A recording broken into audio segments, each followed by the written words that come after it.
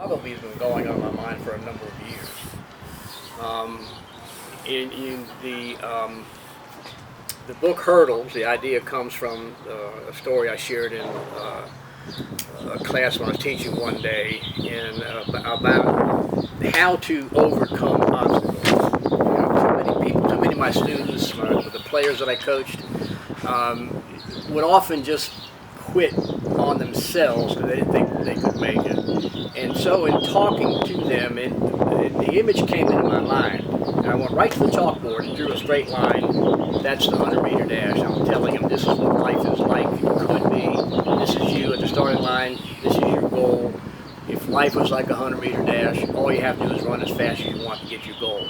Then I wrote another line underneath it, and I put the obstacle, the hurdles in the way. I said, but that's not life. That's not life. And I said, that first hurdle is what I want you to concentrate on, because too many of you give up on it. And so I talked, every year I talked and coached. I would use that analogy to try to get people to understand you can overcome the hurdles in your life. Well, I carried that theme as I left education and got into different fields, giving motivational speeches and so on and so forth. And I realized that I had used in various speeches other analogies that I had used when I was teaching. And I thought, it'd be nice to put that down. And so I started listing the different analogies that I had used in my life, and thought, maybe each one could be a chapter. And then I didn't give it much thought.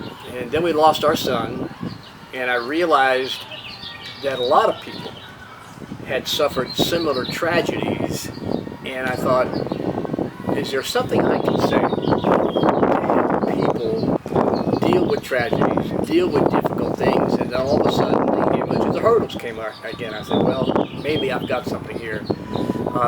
Then comes the COVID and people losing jobs and so on and so forth, and I sat down and got real serious then and started outlining, and found that there were other things I wanted to share.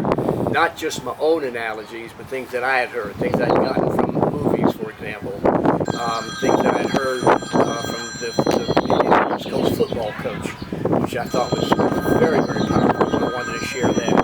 And eventually it just sort of all came together, and I was kind of pleased with the final outcome. So you've written this in the last year? Yes, I got serious in the last about 6 months. I had written lines here and there over about 3 or 4 years prior, but I never really got to it until I decided to get serious, and then it just sort of came together.